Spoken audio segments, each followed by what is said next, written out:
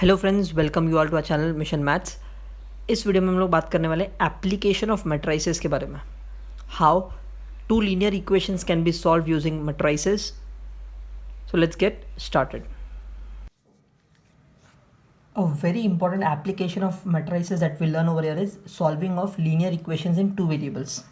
Let's suppose मेरे पास एक linear equation in two variable है.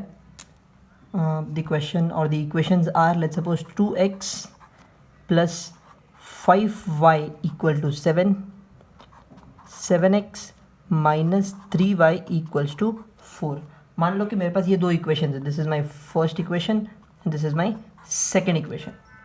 अब इन दो इक्वेशंस को सॉल्व करने के लिए मेरे पास बहुत सारे मेथड्स हैं. हमने स्कूल डेज में बहुत सारे मेथड सीखे थे.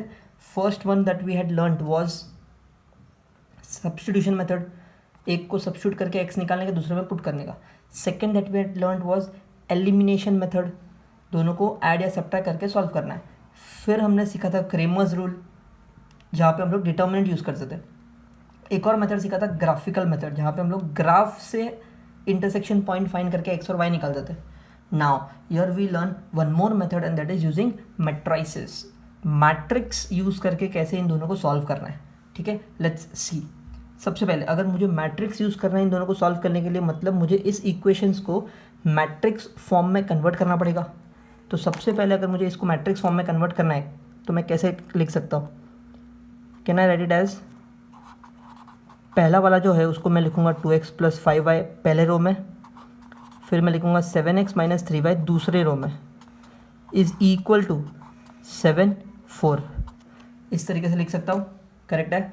This is using equality of matrices. As we can see यहाँ पे इक्वल टू साइन है, तो इक्वालिटी ऑफ मैट्रिक्स सीखा था हमने 11th स्टैंडर्ड में, where LHS is equals to RHS. दोनों का मैट्रिक्स फॉर्म में लिख दिया.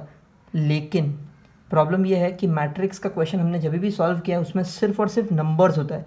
ऐसे एक्स और वाई का भी सॉल्व नहीं किया. तो इस एक्स और वाई को अलग कर सकते हैं. हाउ, देखो कैसे.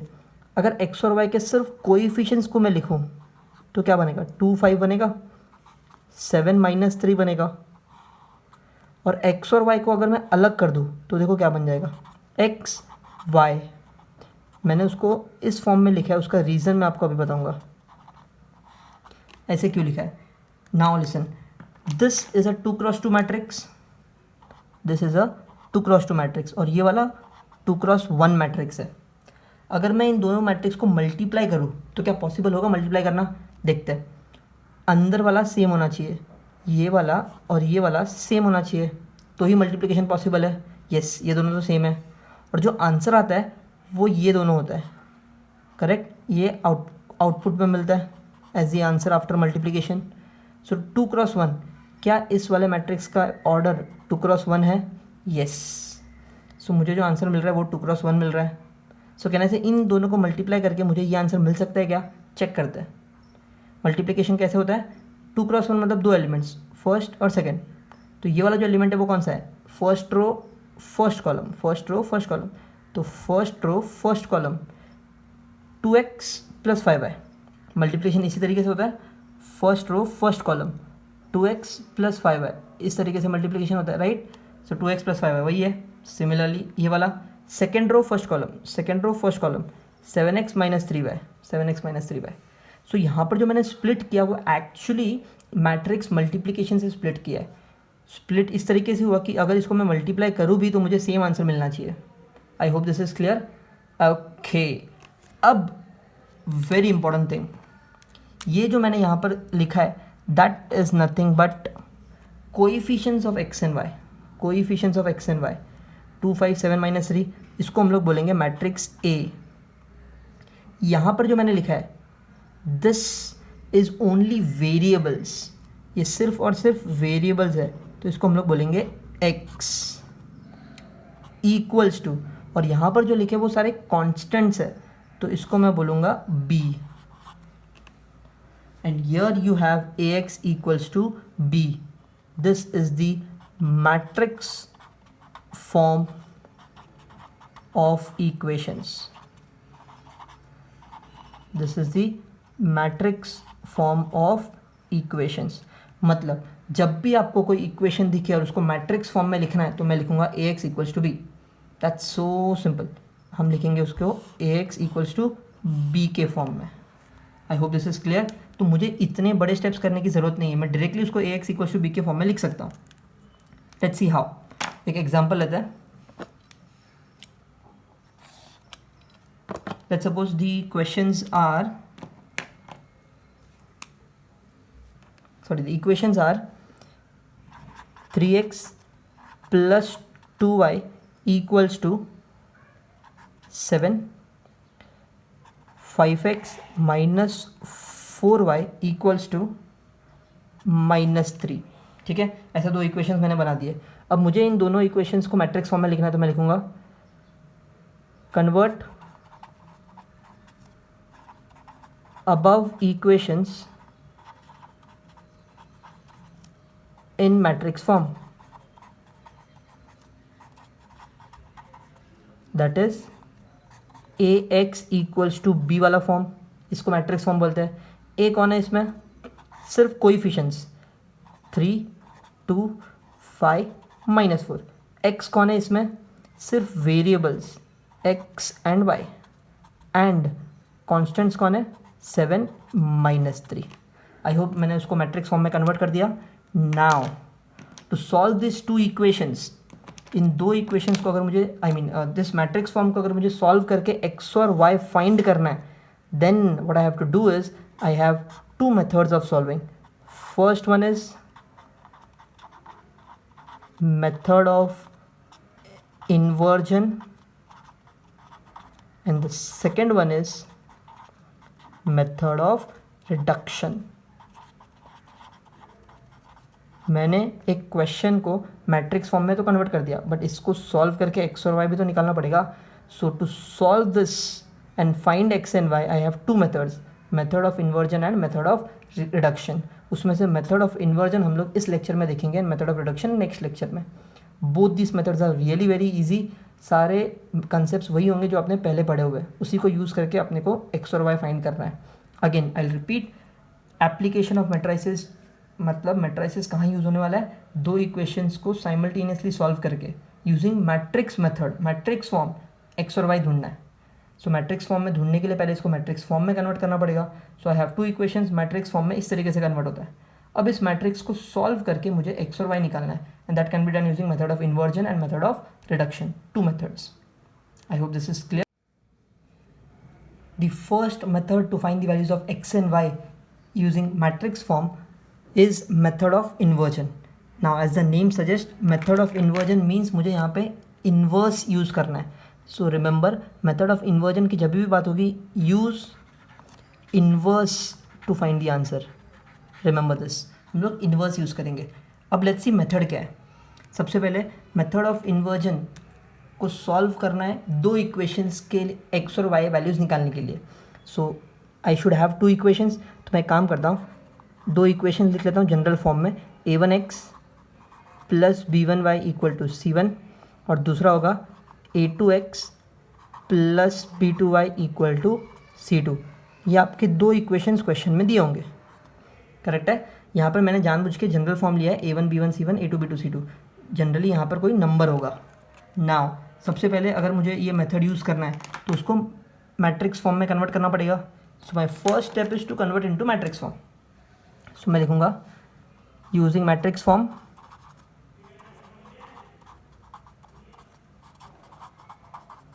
मैट्रिक्स फॉर्म क्या आएगा इसका? ax equals to b। So I convert this equations into matrix form, that is ax equals to b, जिसमें a क्या होता है? Coefficients of x and y, a1 b1 a2 b2, into x कौन होता है? X and y, and b कौन होता है? c1 c2, correct. This is matrix form. अब the next very important step is, मुझे इसको सॉल्व करना है मेथड ऑफ इन्वर्जन से। ठीक है, तो कैसे सॉल्व करते हैं इसको आप साइड में रख सकते हो as it is, park it aside. Now to solve using method of inversion, what you have to do is consider ax equals to b। ठीक है, मैंने ये वाला फिर से लिख दिया। अब मेथड ऑफ इन्वर्जन सॉल्व करना मतलब इन्वर्स यूज़ करना पड़ेगा। अब इन्वर्स यूज़ करके मुझे फाइंड क्या करना है? एक्स और वाई। एक्स और वाई फाइंड करना है मतलब एक्स फाइंड करना है। तो इस एक्स को फाइंड करने के लिए कहने से ए को वहाँ भेजना पड़ेगा, ए को अगर मैं वहाँ भेजूँ तो ऐसा होता है ना, डिवाइड होके फिर ऊपर आएगा तो इन्वर्स हो जाएगा, तो लेकिन डिवाइड मैट्रिक्स में होता नहीं। सो हम लोग क्या करते हैं, pre multiplying by A inverse,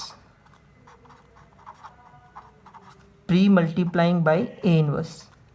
pre multiplying means what, ये जो भी मैंने यहाँ पर लिखा है उसके आगे मैं ए इनवर्स मल्टीप्लाई करूँगा इस तरीके से। सिमिलरली अभी लेफ्ट हैंड साइड में मल्टीप्लाई किया तो राइट हैंड साइड में भी मल्टीप्लाई करना पड़ेगा। This is known as pre multiplying, आगे की तरफ मल्टीप्लाई करना है। अब आगे की तरफ क्यों मल्टीप्लाई किया, बिकॉज ए इनवर्स इंटू ए, हमने पढ़ा था इनवर्स ऑफ मैट्रिक्स में ये होता है I, correct, and I into x, I मतलब one, one into x is x. Now this is what is method of inversion.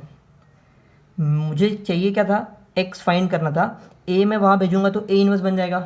ये देखो ये वही तो आया, x फाइंड करना है, a को वहाँ भेज दिया, a इनवर्स बन गया। लेकिन आप डायरेक्टली नहीं भेज सकते बिकॉज डिवीजन पॉसिबल नहीं है मैट्रिक्स में। तो हमने क्या किया, pre multiplying by a inverse. अब प्री पोस्ट क्यों नहीं किया, अगर मैं पोस्ट करता तो a इनवर्स पीछे की तरफ आता। अब यहाँ पर अगर पीछे a इनवर्स आएगा तो a और a इनवर्स मल्टीप्लाई नहीं हो सकता बिकॉज बीच में x है। सो मैंने प्री मल्टीप्लाई किया ताकि a इनवर्स आगे, a इनवर्स आगे। अब ए इनवर्स और ए बाजू बाजू में, इन दोनों का मल्टीप्लिकेशन आई होता है। So I into x is x, x is a inverse into b. This is what we use to solve method of inversion. अब इसको कैसे यूज़ करते हैं, बहुत सिंपल है, मैं आपको एक्सप्लेन कर लेता हूँ। आपको क्या करना है, using method of inversion, using method of inversion,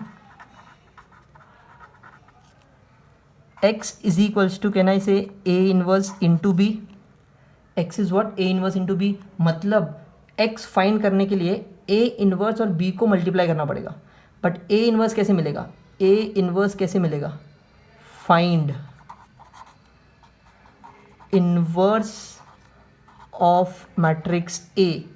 ये जो मैट्रिक्स आपको दिखेगा यहाँ पे a वाला मैट्रिक्स, इस यहाँ पे कुछ तो नंबर्स होंगे ना, इसका इनवर्स फाइंड करो यूजिंग either रो ट्रांसफॉर्मेशन या फिर कॉलम ट्रांसफॉर्मेशन या फिर एडजॉइंट मेथड।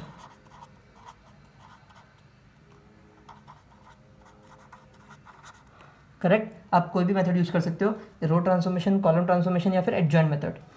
तीनों में से कोई भी मेथड यूज़ करो और इन्वर्स फाइंड कर लो। बस इन्वर्स कैसे फाइंड करना है वो तो हमने सीखा है। एक बार आपको इन्वर्स मिल गया तो उसका आंसर जो आएगा इन्वर्स का, that you have to multiply with b। और b कौन है, ये वाला, सॉरी ये वाला c1 c2 जो आपके कॉन्स्टेंट्स है। करेक्ट, सो a इन्वर्स का आंसर और b को आपस में मल्टीप्लाई कर दोगे तो आपको x और y के वैल्यूज़ मिल जाएंगे। To find x and y, these are the steps to solve for method of inversion and find the values of x and y। क्या करना है, सिंपल है। सबसे पहले इक्वेशन को ax इक्वल्स टू बी के फॉर्म में लिख सकते हो, करेक्ट है। But ax equals to B में आपको pre multiplying by A inverse करना है, आपको इन्वर्जन का मेथड फॉर्मूला मिल जाएगा, that is x is equals to A inverse into B. फिर क्या करना है, ए इन्वर्स ढूंढना है। ए इन्वर्स ढूंढने के लिए आप कोई भी मेथड यूज़ कर सकते हो, बट जनरली सबको एडजॉइंट मेथड ईजी लगता है। So you can solve using adjoint method और इन्वर्स फाइंड कर सकते हो फटाफट फटाफट। तो एक बार आपको इन्वर्स मिल गया तो वो इन्वर्स का आंसर और b, ये जो b था उसको आपस में मल्टीप्लाई कर दो, मैट्रिक्स मल्टीप्लिकेशन। मल्टीप्लाई करोगे तो आपको x का आंसर मिल जाएगा। I hope this technique is clear, method of inversion. Will see a question on this तो आइडिया क्लियर हो जाएगा। Now let's take one example and solve linear equation using method of inversion. तो सबसे पहले equations assume कर लेते हैं that the equations are x plus 3y is equals to 7, 2x minus 3y is equals to 5। ठीक है, so मेरे पास दो इक्वेशंस है, this is my equation number 1, this is my equation number 2। अब सॉल्व करने के लिए सबसे पहले मुझे मैट्रिक्स फॉर्म में कन्वर्ट करना पड़ेगा। So I write convert the equations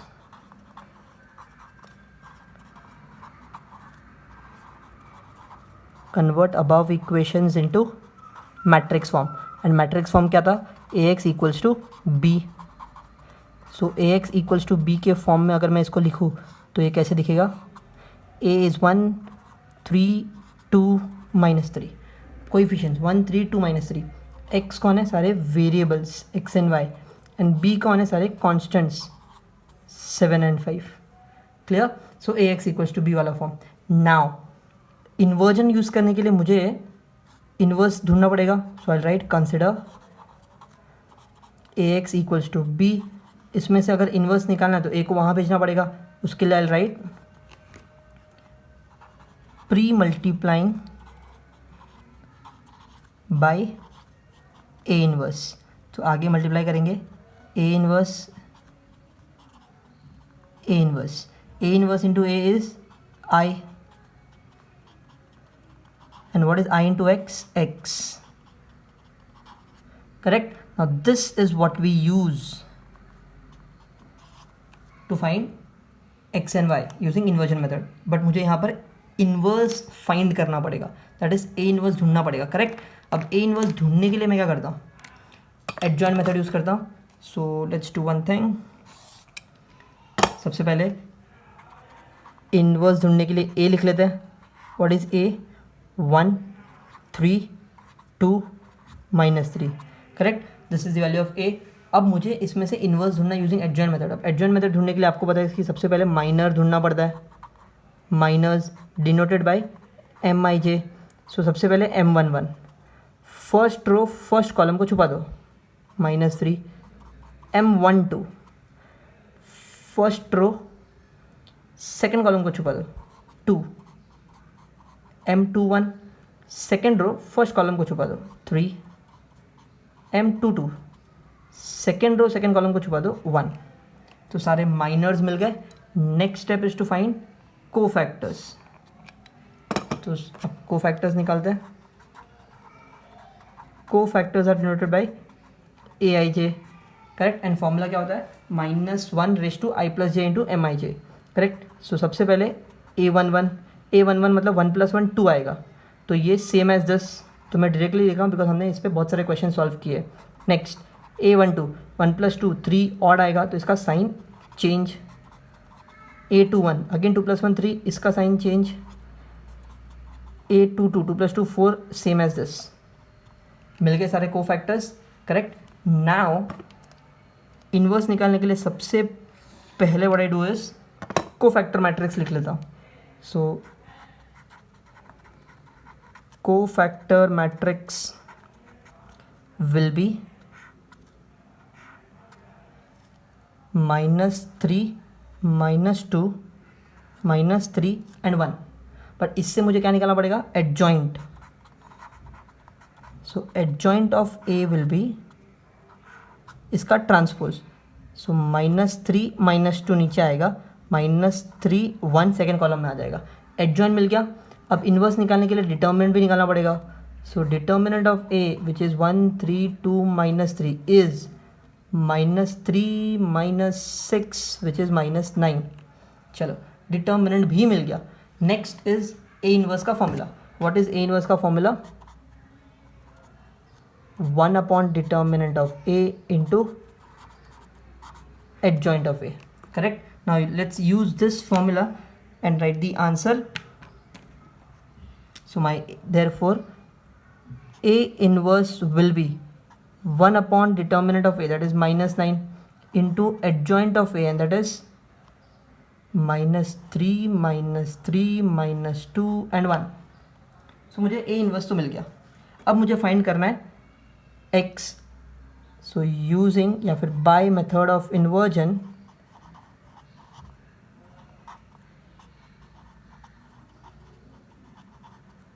x is equals to A inverse into B। But what is A inverse over here, वो लिख लेता हूँ।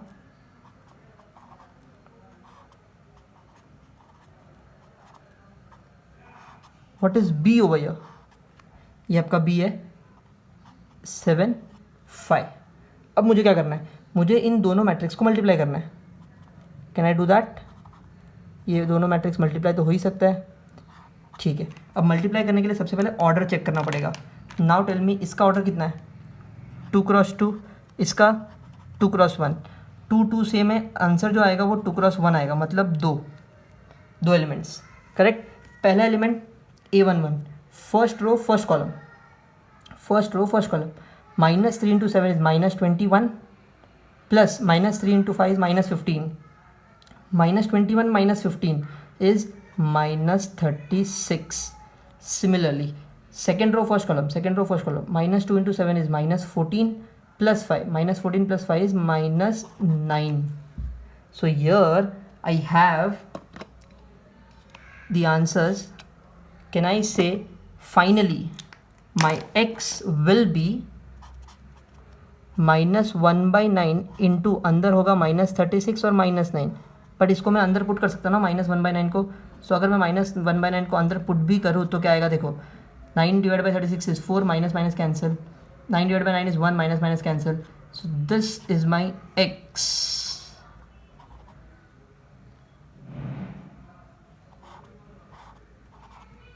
which is 4 and 1. So I can directly write it as, therefore x equals to 4 and y equals to 1.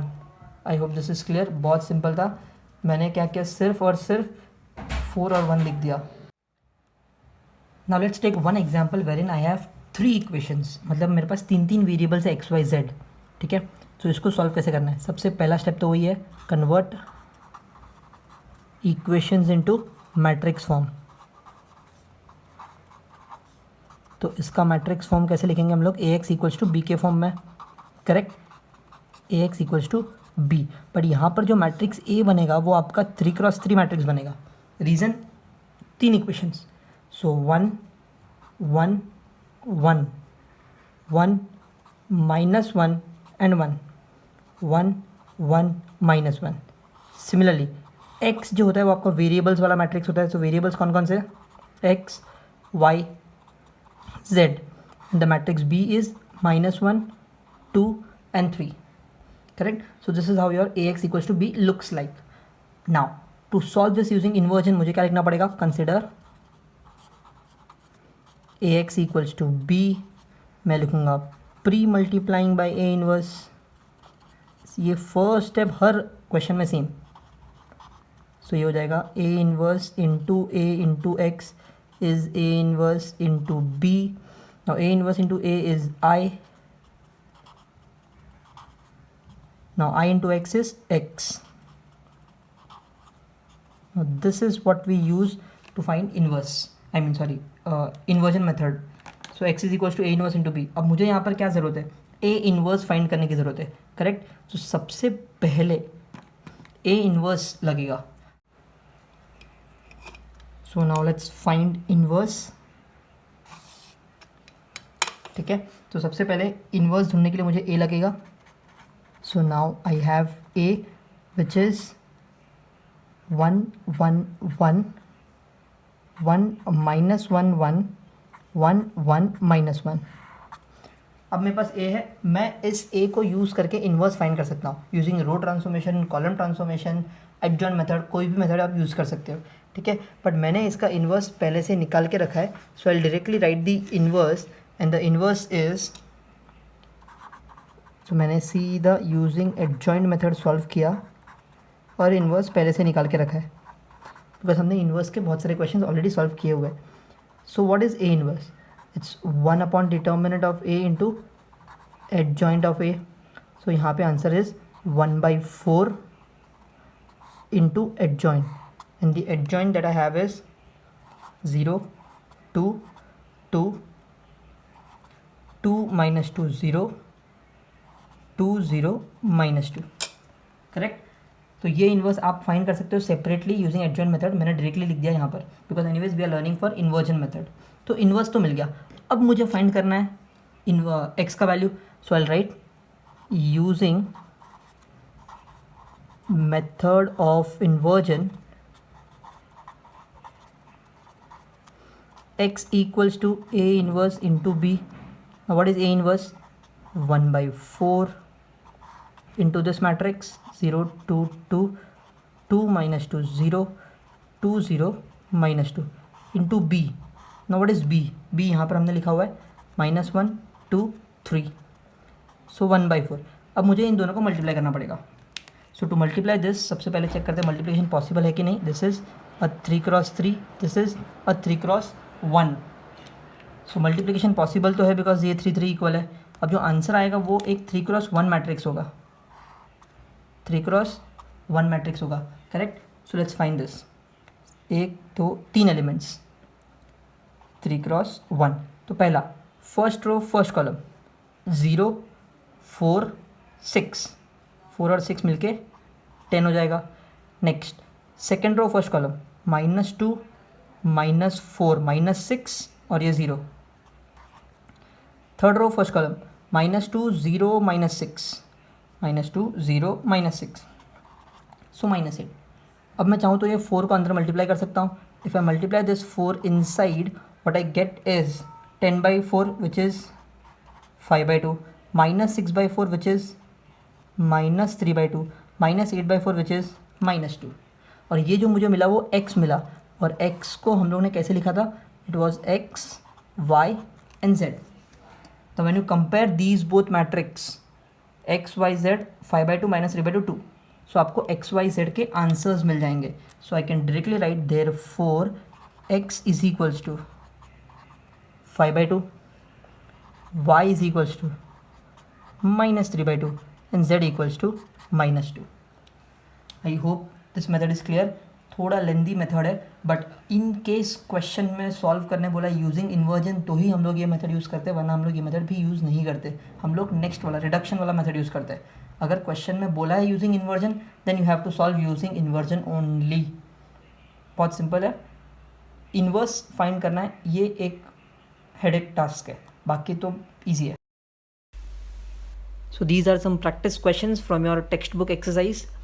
Do solve this using inversion method and get the values of x and y. That's all for today. Thank you so much.